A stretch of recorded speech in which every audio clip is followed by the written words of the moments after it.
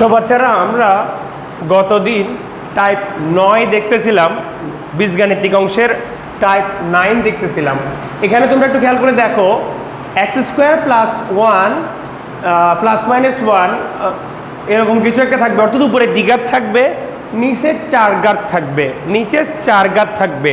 এই ধরনের কন্ডিশনগুলোতে চার ঘাত বিভিন্নভাবে থাকতে পারে। এই ধরনের কন্ডিশনগুলোতে আমরা 3 স্টেপে কাজ করতেছিলাম। স্টেপ নাম্বার 1, লবু হরকে x² দিয়ে ভাগ করে দিব। আগে লবু হরকে x² দিয়ে ভাগ করার পর স্টেপ নাম্বার 2তে আমরা দেখব হচ্ছে কি, লবে যদি 1 + x² ফিগার থাকে তাহলে হরের মধ্যে x - 1/x আনতে হবে।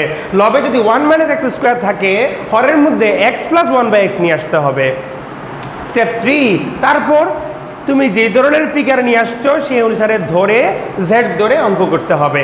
একটা অঙ্ক আমরা অলরেডি করছিলাম, প্রবলেম নাম্বার 49 আমরা অলরেডি করে ফেলছিলাম। 49 অলরেডি আমরা করে ফেলছিলাম। হ্যাঁ, তো এরপরে আমাদের নেক্সট প্রবলেমে যাই। নেক্সট প্রবলেমটা হচ্ছে, তোমরা দেখো একই ধারার নেক্সট প্রবলেমটা, একই টাইপের নেক্সট প্রবলেমটা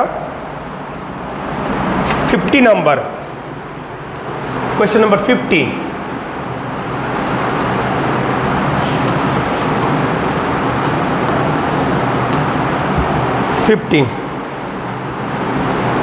integration x² - 1 dx, x⁴ + 6x³ + 7x²। এটা তো আরেকটু যাবে মনে হয় অঙ্কটা। আচ্ছা, আমরা আবার করে লিখি, সেম জিনিসই, তোমরা কাটিও না, আমি জাস্ট লম্বা করে লেখার জন্য কাটলাম। 7x² + 6x + 1, উপরে কি যেন ছিল, x² - 1 ছিল না, dx। দেখো স্যার, 50 নম্বর প্রবলেম।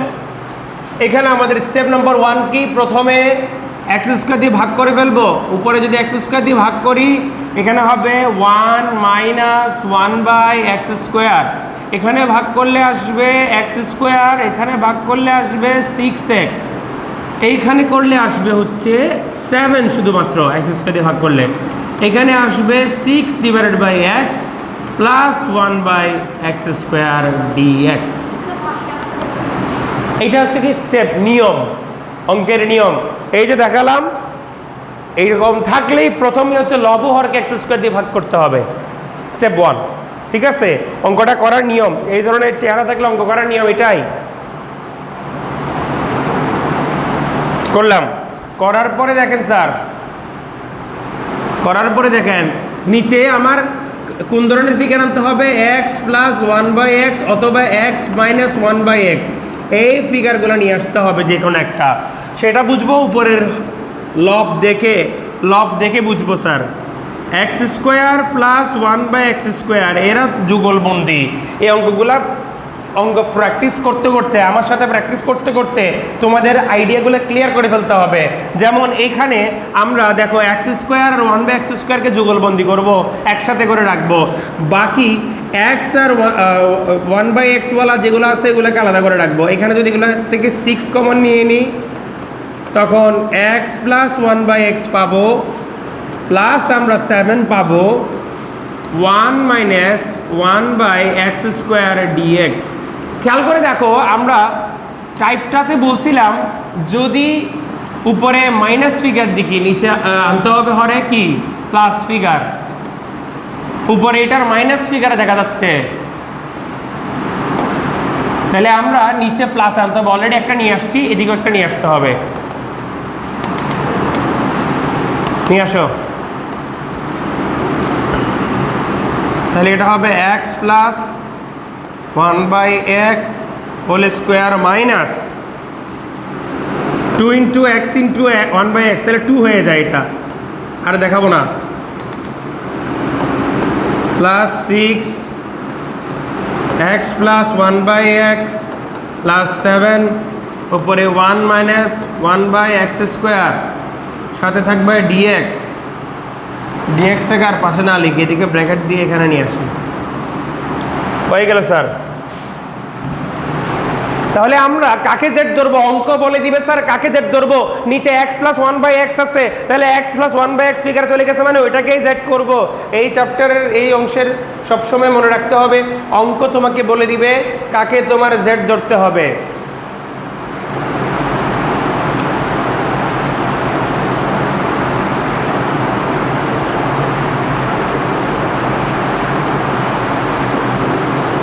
ধর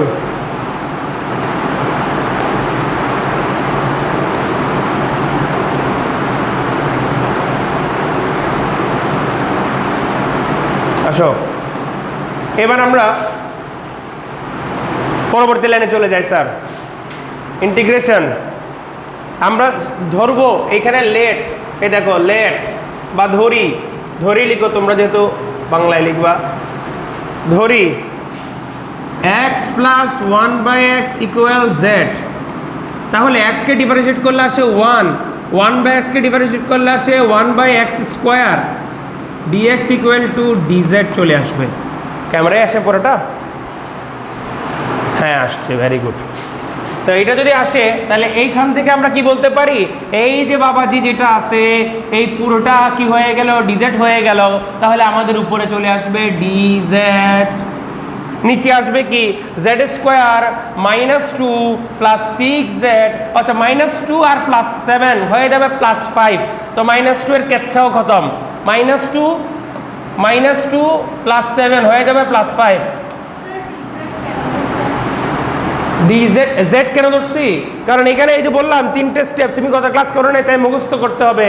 স্টেপ তিনটা স্যার, এটাকে যদি জেড ধরি উপরেটা গায়েব হয়ে যাবে, অঙ্কটা সহজ হয়ে যাবে।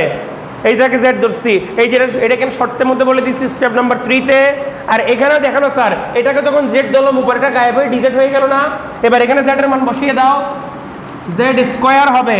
আর তো বললাম এই -2 +7 এই দুটো মিলে আমাদের কি হয়ে যাবে, +5 হয়ে যাবে। তো এগুলোকে পরে লিখবো।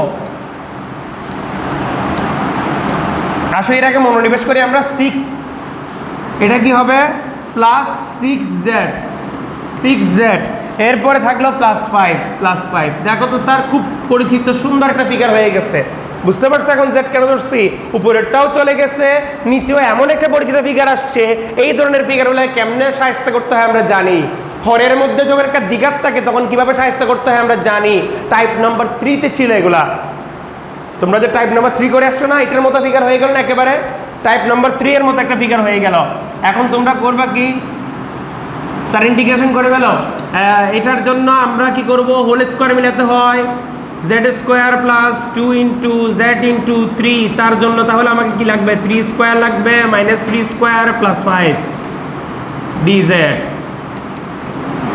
অঙ্ক মিলিয়ে নিলে sir Z plus 3, Z plus 3 হয়ে যায়। এখানে 3 3 9, 9 এর সাথে -9 প্লাস 5 হয়ে যাবে -4। এবার তোমরা আমাকে বলো যে x square minus a square এটা কি সূত্র ছিল, মনে আছে তোমাদের? 1/2a ছিল, রাইট? 1/2a, 2 ইন্টু এখানে a কত, a স্কোয়ার যদি 4 হয় a কত 2, তাহলে 2a মানে কত 4, তাহলে এখানে বসবে 4, রাইট? ভেরি গুড, বুঝি না? এটা হচ্ছে x square minus a square, a স্কোয়ারের মান যদি 4 হয় এর মান কত 2, আর 2 এর মান কত 4, তাহলে 1/4 হবে। সূত্রে গিয়েছে 1/2a। হ্যাঁ, ওইখানে a স্কোয়ার থেকে a নিয়ে আসছি, a কে 1/2a করছি, ঠিক আছে? তারপরে আমাদের কি ছিল, লন ছিল। আর x square minus a square ক্ষেত্রে উপরে ছিল মাইনাস, আর x square a square minus x square ছিল হচ্ছে কি উপরে প্লাস। এগুলো মনে রাখবা,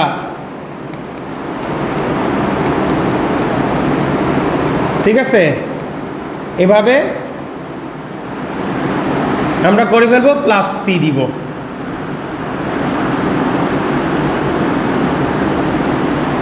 প্লাস সি দিয়ে দিব, তাহলে কত আসে স্যার, কত আসে লন। এখানে জেড এর মান বসিয়ে দিব, জেড এর মান ছিল x plus 1/x plus 3 minus 2 হয়ে যাবে প্লাস 1। এখানে আবার লিখবো স্যার এক্স প্লাস 1/x যেটার মান বসালাম প্লাস 3 প্লাস 2 হয়ে যাবে প্লাস 5 প্লাস সি। পরের লাইনে তোমরা আরেকটা এক্স গুণ করে দিলে, উপরে নিচে আরেকটা এক্স গুণ করে দিলে এখানে হবে x square plus 1 plus x, একেবারে সাজাই লিখে ফেলি।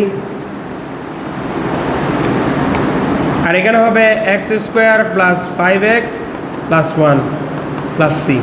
একটু বুদ্ধি থাকলে আগে ভাববা, আগে চিন্তা করবা, পরে লিখবা। আগে লিখে পরে চিন্তা করলে দেখা যাবে অঙ্ক মিস হয়ে যাবে। ঠিক আছে, তুলে ফেলো দেখি।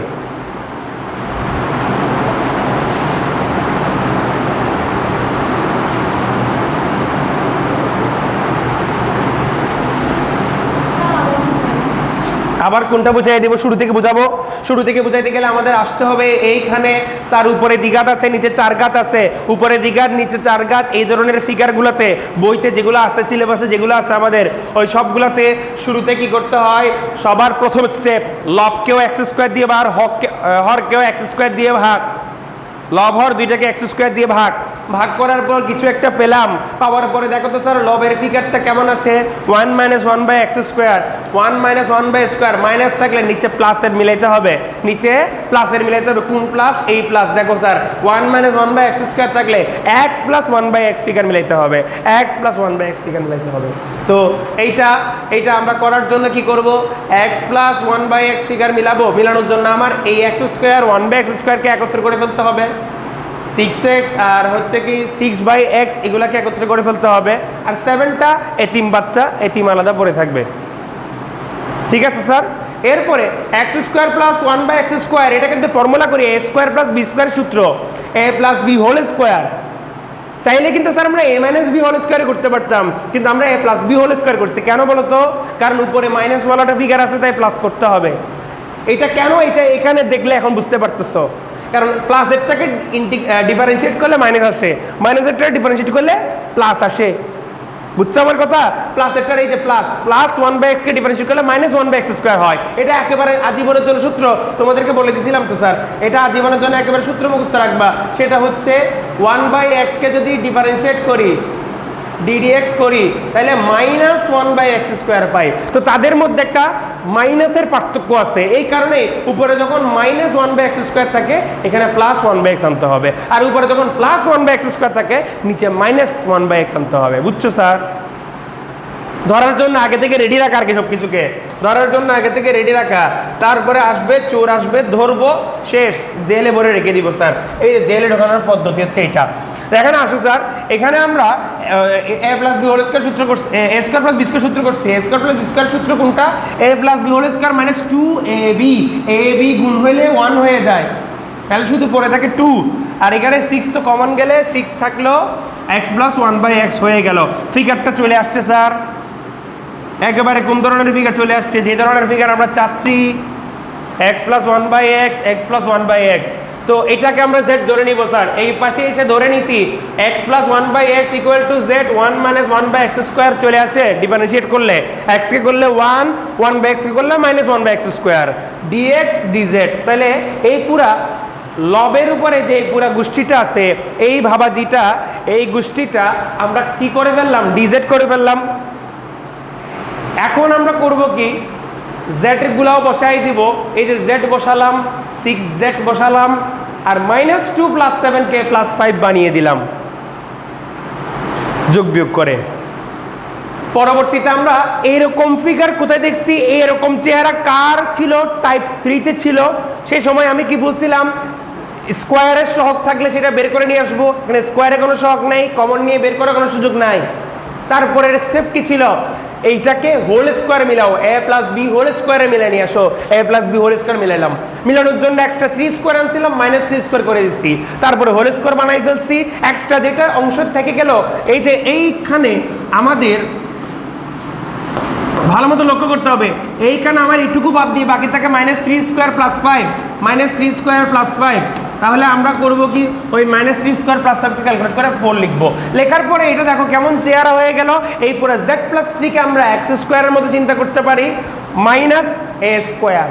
তোমরা বলতে পারো যে স্যার +3 আছে না একটা, এটা ঝামেলা করবে না। তোমাদেরকে একটু স্মরণ করাই দিই, আমি বারবার বলে আসছি যে খালি সিঙ্গেল পাওয়ারওয়ালা, এক পাওয়ারওয়ালা কিছুর পাশে যোগ যদি থাকে, এক্স এর পাশে কিছু একটা যোগ থাকলে বা 2x 3x এগুলোর পাশে কিছু একটা যোগ থাকলে ওই যোগের ওয়ালাটার জন্য আলাদা করে ধরে ধরে নেওয়ার কিচ্ছু নাই। ওটা পুরোটাকে z এর মতো চিন্তা করতে পারবো, ওটা পুরোটাকে x এর মতো চিন্তা করতে পারবো। সো এখানে x+3 কে আমরা চাইলে কিসের মতো চিন্তা করতে পারবো, x এর মতো, বা z+3 কে z এর মতো চিন্তা করতে পারবো। সো দেখো z² - a স্কয়ার, এই ধরনের ইয়াকে আমরা করছি কি করি নাই? করছি।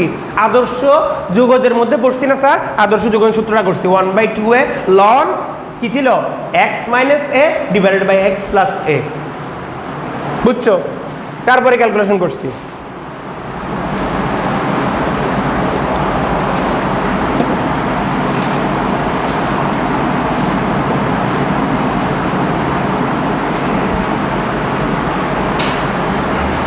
এটা খুবই ইম্পর্টেন্ট একটা টাইপ 9 ছিল, রাইট?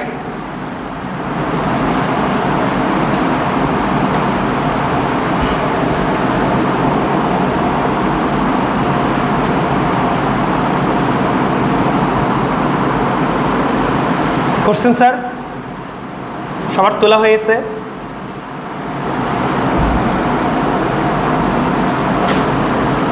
হলো? শেষ করেন। না না, মুছতেছি না।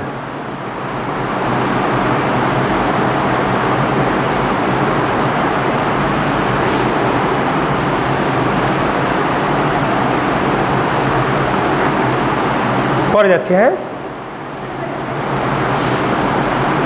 কোনটা বলে নাও।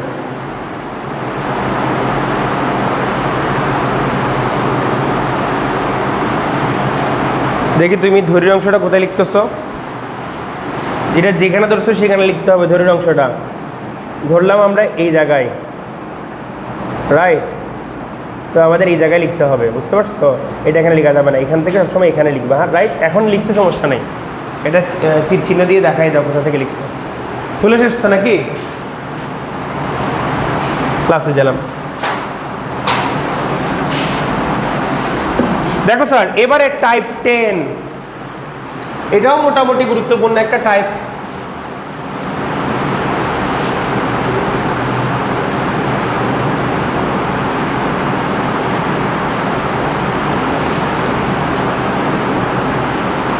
Type 10 integration.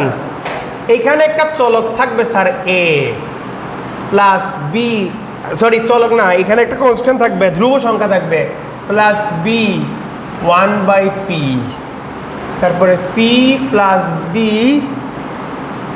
x এর উপর পাওয়ার 1/q। চেহারা দেখলেই ভয় লাগে এমন কিছু জিনিসকে আমরা সহজ করার চেষ্টা করতেছি।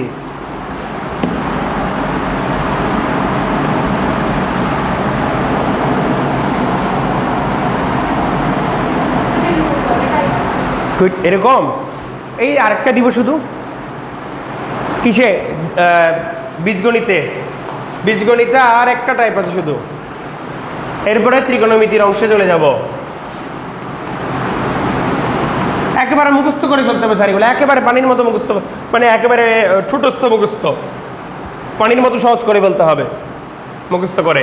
এখানে আমার করতে হবে কি জানো, POQ এর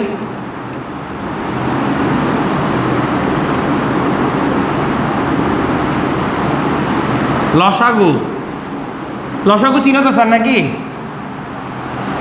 লসাগু আর হলে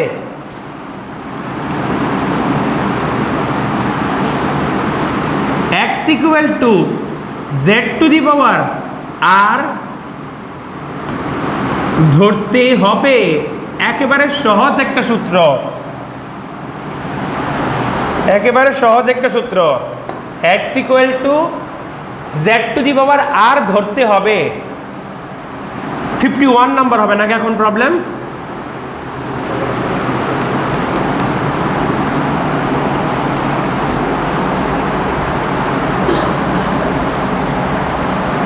√x divided by 1 plus cubic root x।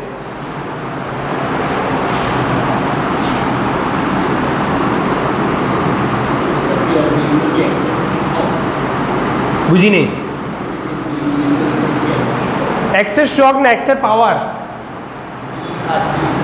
O B R D, হ্যাঁ বি আর ডি এক্সের সহগ। ওইগুলো থাকলে কোনো সমস্যা নাই, ওগুলো থাকলে ওদেরকে নিয়ে সহ আমরা পার্টি করব, সলভ করার পার্টি। ঠিক আছে, এইখানে একটু খেয়াল করে দেখো স্যার, এখানে আমাদের কি আছে? এক্সের উপর পাওয়ার, এক্সের উপর পাওয়ার আছে হাফ, এক্সের উপর পাওয়ার আছে 1/3 dx।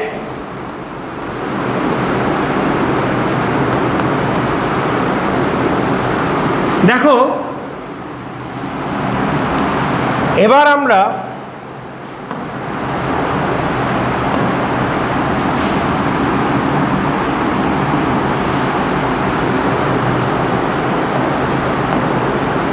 এটা তো লাগবে না এখন, এখন তো আমরা এটা দিই ধরি। আমরা এখন কি করব? এখানে পি এর মান কত? 2, কিউ এর মান কত? 3, পি এর মান 2, কিউ এর মান 3। 2 এবং 3 এর লসাগু কি হয়? 6 না স্যার? 2 এবং 3 এর লসাগু কি? 6। তাহলে 6 হচ্ছে আমাদের, আর ধরি x ইকুয়াল টু z⁶। তাহলে dx ইকুয়াল টু কি আসবে? 6z⁵ dz। তোমরা বলতেছো স্যার জীবনে প্রথমবার দেখলাম যে জেটের এখানে এসে না কমে আর উল্টা বেড়ে গেছে। বেড়ে গেলে লাভ আছে স্যার এটাতে, এই জন্যই নিয়মটা এভাবে তৈরি করা। তো তোমাদের এগুলো বুদ্ধিগুলা বের হওয়ার জন্যই এখন শিখাচ্ছি। বুঝো নাই? কি বুঝো নাই? কোনটা কেমন আসছে? ধরি এটা বললাম কি, আমাদের এখানে এক্সের উপর পাওয়ার আছে হাফ, নিচে এক্সের উপর পাওয়ার আছে 1/3। আমরা হাফ থেকে যদি এক্সট্রাক্ট করি পি এর মান কত পাওয়া যায়? 2। দেখো পি এর মান 2 না, 1/p 1/2, তাহলে পি ইকুয়াল টু 2। আর কিউ এর মান কত পাওয়া যায়? 3 পাওয়া যায়। 2 আর 3 এর লসাগু কি? 2 আর 3 এর লসাগু তো 6। 6 যদি লসাগু হয় তাহলে এই যে দেখো লসাগু যদি আর হয় x ইকুয়াল টু z⁴ ধরতে হয়, z⁴ এখানে কি ধরতে হবে? 6 ধরতে হবে। 6 ধরলাম, ধরে এটা বের করে নিলাম। বুঝতে পারছো?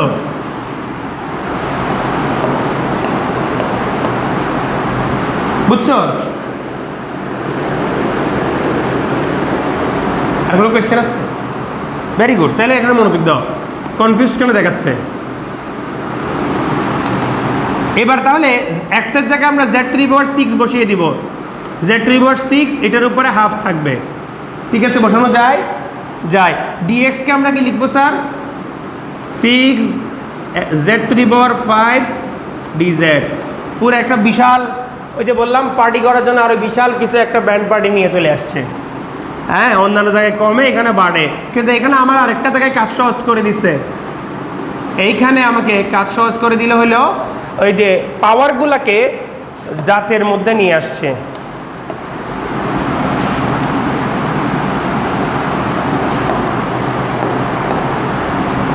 আমরা যদি এবার পরের ইয়াতে যাই, পরের লাইনে যাই, কত পাবো বলো? জেটের উপরে পাওয়ার হয়ে যাবে কিউব, আর এখানে আছে 5টা, এখানে 3টা, এখানে 5টা, হয়ে যাবে 8টা। 6 আমার বাইরে চলে আসবে, ইন্টিগ্রেশন z⁴ dz। আর নিচে কি হবে? 1 প্লাস z², 1 প্লাস z²। এইটা পাবো, রাইট? এটা পাবো। তো তোমরা এই প্রবলেমটা দেখে আপাতত কি মনে হচ্ছে? একটু সহজ হয়ে আসছে বলে মনে হচ্ছে না? উপরে পাওয়ার কেমন ছিল দেখো স্যার, উপরে ওদিকে চেহারাটা খেয়াল করে দেখো। ওই পাশের চেহারাটা ছিল হচ্ছে কি √x, কিউবিক √x, দেখতে কি লাগে? একটু বিদঘুটে লাগে। সেইখান থেকে একটু সহজ হয়ে আসছে না স্যার? একটু হলে তো সহজে আসছে। এখন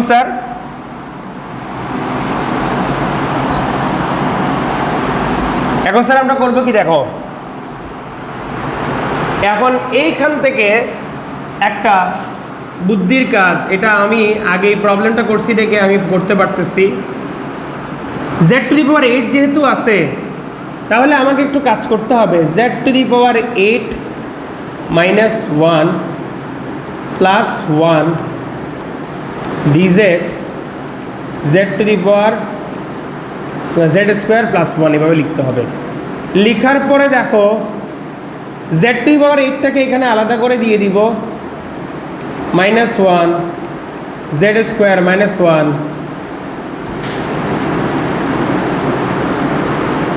প্লাস ডিজেড প্লাস উপরে ডিজেড নিচে জেড স্কোয়ার প্লাস 1। এখন খেয়াল করে দেখো স্যার, এটাকে যদি আমরা এ স্কোয়ার মাইনাস বি স্কোয়ারের সূত্রে ভাঙাই তাহলে আমার কি আসবে বলো তো দেখি sir? Z to the power 4 plus 1, আরেকটা আসবে কি জেড টু দি পাওয়ার 4 -1। কিন্তু জেড টু দি পাওয়ার 4 -1 না লিখে এটাকে যদি আমি আরো ফার্দার ভেঙে লিখি তাহলে কি থাকবে স্যার?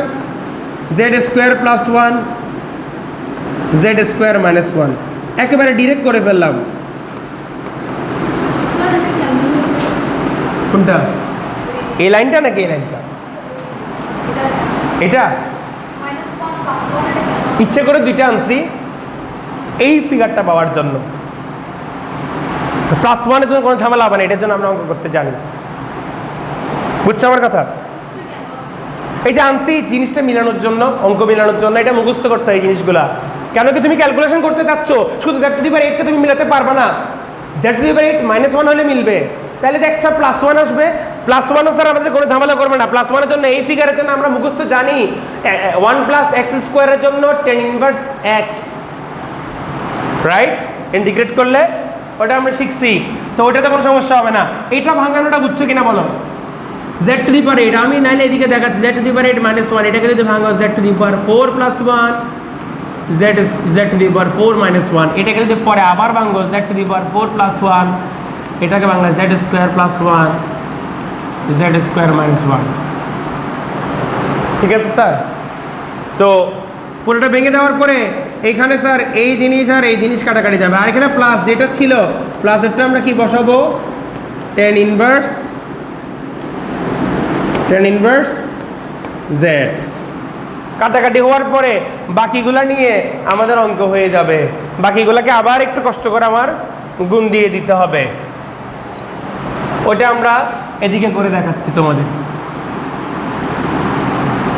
আমি উপরে করে দেখাচ্ছি লাস্টে ক্যালকুলেশনটা। এটা তুলে নাও আগে, এটা তুলে নাও। এখানের পরে আমি দেখাচ্ছি এদিকে। দেখো স্যার, ও 6 আমরা এদিকে দিতে ভুলে গেছি স্যার।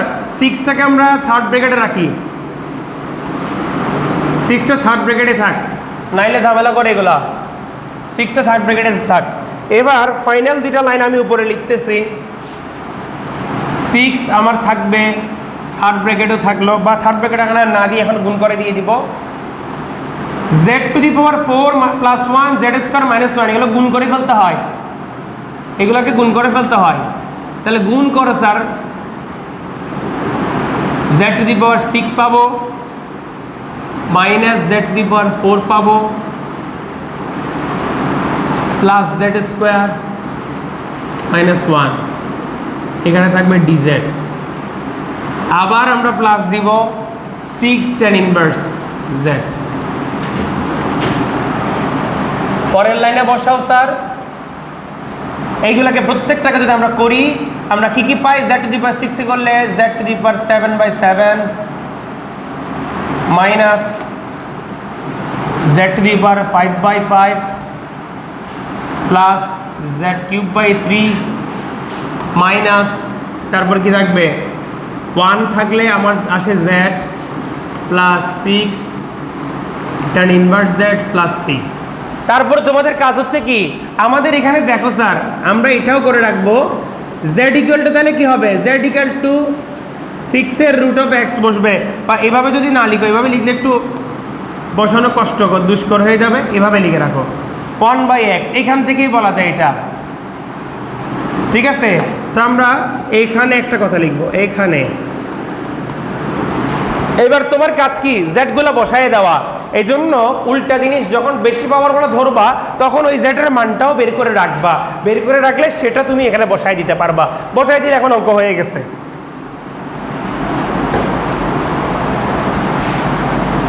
খুব সুন্দরভাবে অঙ্ক হয়ে গেছে।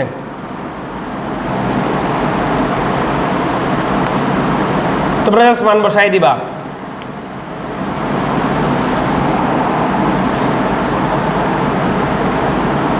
1/6 করে বসাই দিবা পাওয়ার, বুঝছো? যেমন এটার জন্য তখন কি চলে আসবে, 7 আছে সেখানের মধ্যে কি হয়ে যাবে 7/x⁶, এখানে হয়ে যাবে x⁵, এখানে হয়ে যাবে x⁵, যেটা হাফ হবে পরবর্তীতে, আর এখানে x⁴ আর আরে মান বসাই দিবা, এই যে জেড এর মান বসাই দিবা, না পারলে আমারে বলবা। ক্লিয়ার?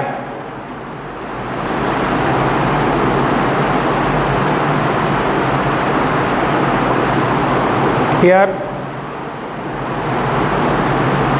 সহজ লাগছে না কঠিন লাগছে? অনেক কঠিন লাগছে স্যার, কারণ প্রথম দেখতেছো তো, এই জন্য। এই যে প্রথম আমাকে দেখলেও ভয়টাই লাগতো না একটু, এখন তো একদম ডরায় না আমার কেউ।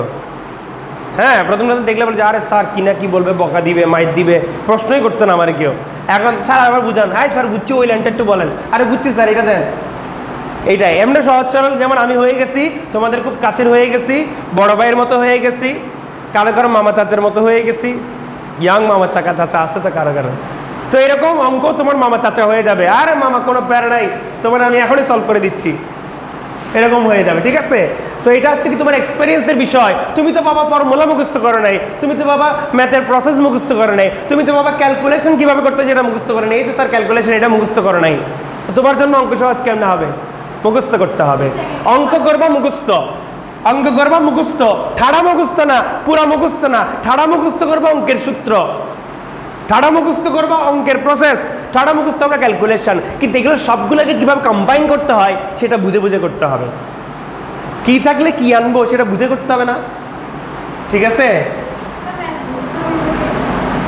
হ্যাঁ, ম্যাথে অবশ্যই মুখস্থ, পড়ালেখা মানে তো মুখস্থ, এটা অনেকে বুঝে না তো। ম্যাথে বাবা মুখস্থ করতে হবে, ফর্মুলা তোমাকে মুখস্থ করতে হবে, প্রসেস মুখস্থ করতে হবে, এবং ক্যালকুলেশন মুখস্থ করতে হবে, কিন্তু তিনটাকে একত্রে একটা পুরো ম্যাথ মুখস্থ করার প্রয়োজন নেই। এখন পর্যন্ত 50টা 51টা ম্যাথ হয়ে গেল, 51টা ম্যাথ আলাদা আলাদাভাবে মুখস্থ করলে পেটে জায়গা বেশি থাকবে না, ঠিক আছে? সো পেটে জায়গা যতটুকু আছে ততটুকুই করা, প্রসেসটা মনে রাখো, পুরা মুখস্থ করা যাবে না। এই দেখো বাড়ির কাজ থাকবে একটা, 52 নম্বরটা বাড়ির কাজ থাকবে, ওইখানে কি জায়গা ছিল না? না, জায়গা ছিল না। 52 এটা বাড়ির কাজ থাকবে, ইন্টিগ্রেশন 1 + x⁴ dx 1 + x⁴,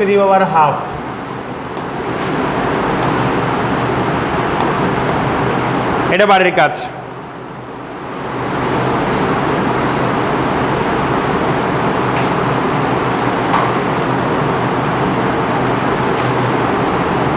আজকের দিনের শেষ টাইপটা করব, আচ্ছা না আজকে আর করবো না, শেষ টাইপটা তোমাদের জন্য তাহলে নেক্সট দিন রেখে দিই। এই টাইপটা আবার এখানে ভিতরে ছোটো ছোটো তিনটাই আছে, তবে এটা একটু কম ইম্পর্টেন্ট, এটার মধ্যে 2-1টা জিনিস ইম্পর্টেন্ট, কম ইম্পর্টেন্ট এই সেন্সে বলতেছি যে তোমাদের এই এইচএসসিতে এখন পর্যন্ত না অনেক সহজ সহজ ইন্টিগ্রেশনগুলো দেওয়া হয়েছে, বুঝছো, সামনে দিয়ে দিতে পারে। সো তোমরা প্রসেস মুখস্থ করে ফেলবা, বারবার বলতেছি লাস্ট আরেকটা পড়ানোর পরে আমরা ইয়াতে চলে যাব, ত্রিকোণমিতিতে চলে যাব। ত্রিকোণমিতির অংশ হয়ে গেলে তারপরে তো স্যার আমাদের পুরাই লাইফ বিন্দাস, লাইফ আর কোনো প্যারাই নাই। ইউবি ফর্মুলা করব, ইউবি ফর্মুলাটা একেবারে সহজ, লেংদি অঙ্ক কিন্তু সহজ, প্রসেসটা একটু লম্বা কিন্তু সহজ জিনিস, সূত্র বলতে তেমন কঠিন কিছু নাই। তারপরে আমাদের কি আছে, তারপরে আমাদের নির্দিষ্ট যুগজ কেমনে করতে হয় সেটা দেখব, তারপর আমরা ক্ষেত্রফল ইন্টিগ্রেশন দেখব, শেষ। ঠিক আছে স্যার, তাহলে আজকে এ পর্যন্ত থাকুক, আল্লাহ হাফেজ।